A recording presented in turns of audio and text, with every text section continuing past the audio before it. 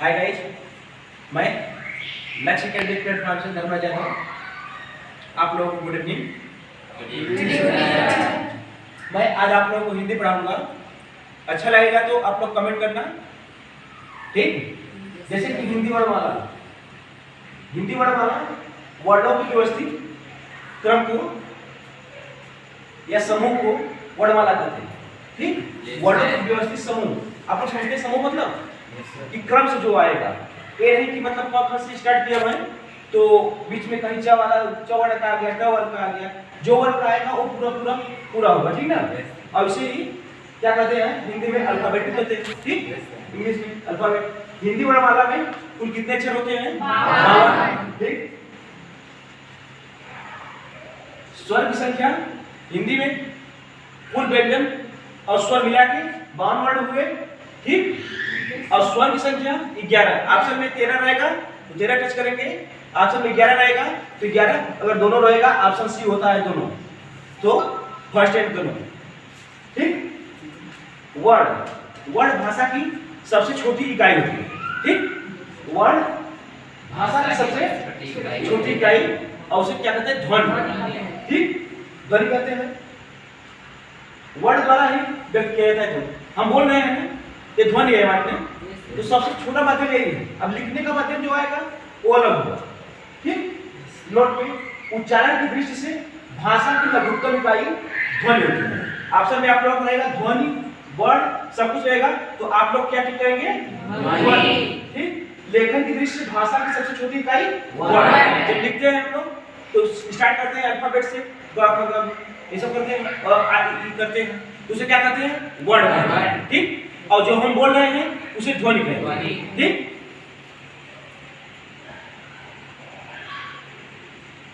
हिंदी व्याकरण में हिंदी वर्णमाला के दो भेद होते हैं, ठीक।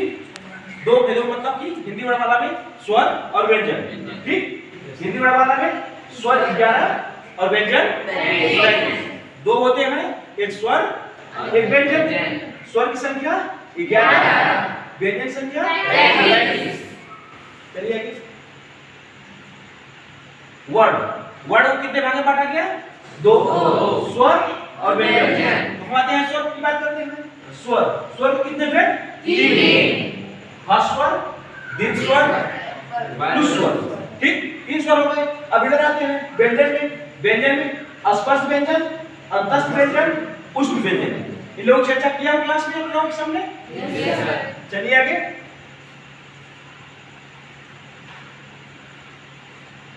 स्वर, पहला स्वर चलते हैं। स्वर वर्ड, जिस वर्ड के उच्चारण में किसी अन्य वर्ड की सहायता न ली जाए, स्वयं अपने आप से ही बोलता है, ठीक ना, उसे हम लोग स्वर कहेंगे। किसी की सहायता नहीं लेता, जैसे हम स्वर बोलेंगे तो किसी की सहायता नहीं लेंगे, ये सब में किसी की सहायता नहीं। और हम लोग क्या करते हैं? व्यंजन का जब स्टार्ट करते हैं इसमें स्वर की सहायता ली जाती है, ठीक ना, इसलिए व्यंजन को अर्ध स्वर भी कहा जाता है, ठीक। चले आगे। और नीचे थोड़ी सी और नीचे बस। स्वर वर्ड, जिस वर्ड के उच्चारण में किसी अन्य वर्ड की सहायता न लेनी पड़े उसे स्वर कहते हैं। अ आ, इ उ री, ए ऐ, ओ औ। कितनी हुए सब? 13 आप लोग के लिए, ठीक। जहां जिसे ना समझ में आएगा स्क्रीनशॉट लेते चलेगा अपने मोबाइल से, और उसके बाद कमेंट करेगा। कल क्लास में इसका डिस्कशन होगा, ठीक ना। अब स्वर के भेद: ह्रस्वर, दीर्घ स्वर, लघु स्वर। 3 स्वर हो गए। थोड़ा सा और ऊपर चलिए। अब आया हमारा कौन सा? ह्रस्वर, ठीक।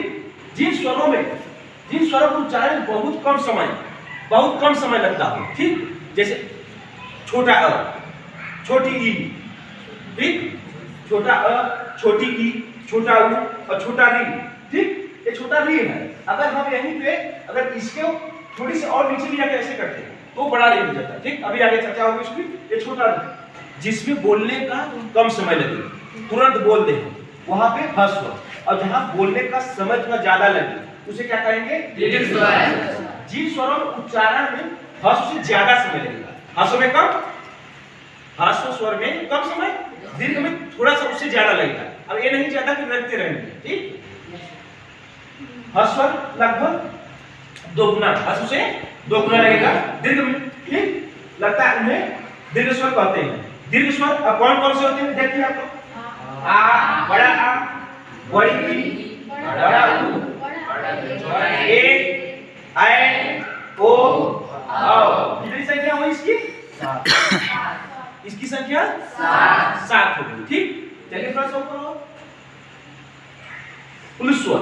अब प्लुस स्वर उसे कहते हैं जो हर्ष स्वर से भी ज्यादा, दीर्घ स्वर से भी ज्यादा का समय जहां पर लगे उसे क्या कहेंगे?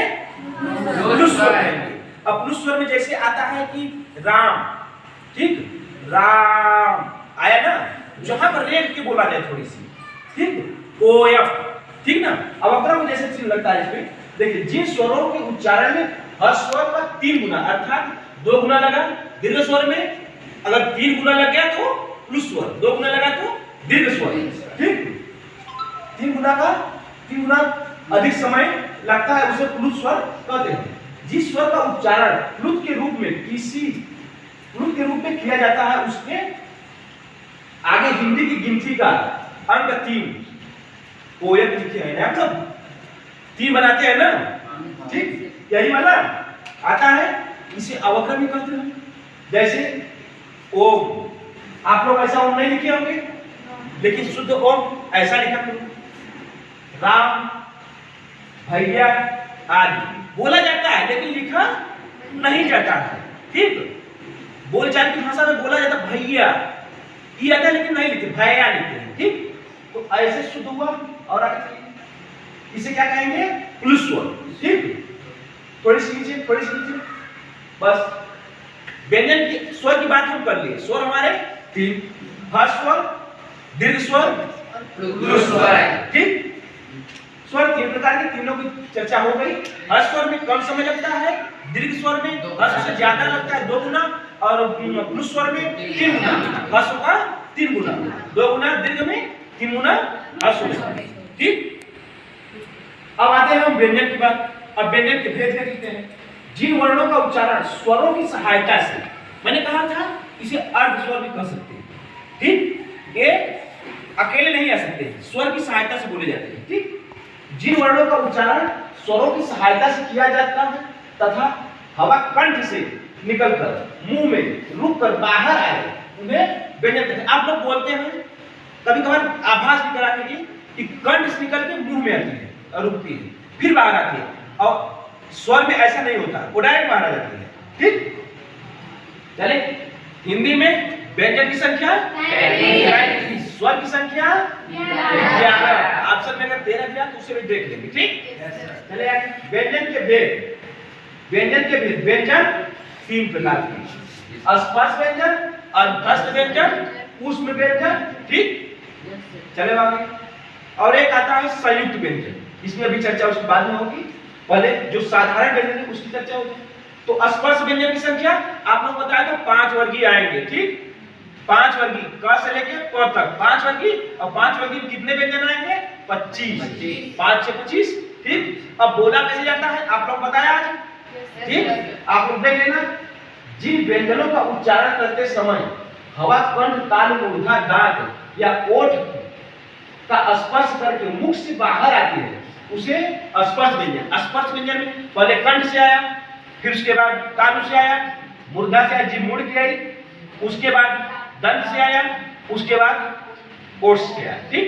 तो कितने प्रकार से आया? 5 प्रकार से। वही इसमें कहा गया है। जो मैं बोलूं आप लोग उस पर ज्यादा ध्यान दिया करिए, और जो परिभाषाएं होती हैं उस पर भी ध्यान दीजिए, लेकिन मैं जो बोलूं, शायद मैं जो बोलूं आप लोग अपनी भाषा में बोलता हूं, आप लोगों को जल्दी समझ में आएगा। किताबी भाषा उतना जल्दी नहीं समझ में आता जितना अपनी भाषा में समझ में आता है, ठीक? तो कितने होते हैं स्पर्श व्यंजनों की संख्या? 25। 5 5 5 × 5 बराबर 25, ठीक? स्पर्श व्यंजन को 5 भागों में बांटा गया है, ठीक? कंठ, तालु, मूर्धा, दंत और ओष्ठ। आज की क्लास मैं यहीं समाप्त करना चाहता हूँ। टाइम मैनेजमेंट करने के कारण आप लोगों को इसके आगे कल फिर आप लोगों को मैराथन क्लास दी जाएगी। आप अपने सभी भाइयों एवं बहनों को शेयर करेंगे, दोस्तों के साथ शेयर करेंगे, ठीक, और लाइक सब्सक्राइब करेंगे। जहां जिसको न समझ में आया होगा वो वहीं पे स्क्रीनशॉट लेकर के पुनः मुझे भेजेगा और कमेंट सेक्शन में कमेंट जरूर करेगा। कुछ भी कमेंट करेगा, जो नहीं समझ में आया उसी कमेंट को मैं ये नहीं कि मैंने देखता हूँ कमेंट, आप लोग करवाऊंगा उसे मैं जरूर देखता हूँ और उसको क्लास में डिस्कशन जरूर कराता हूँ। ठीक, तो ठीक है, मैं यहीं पे क्लास अपना समाप्त करना चाहता हूँ और इसी के साथ आप लोग भी अपने स्थान से उठकर घर जाएंगे और आप सभी लोगों को गुड नाइट।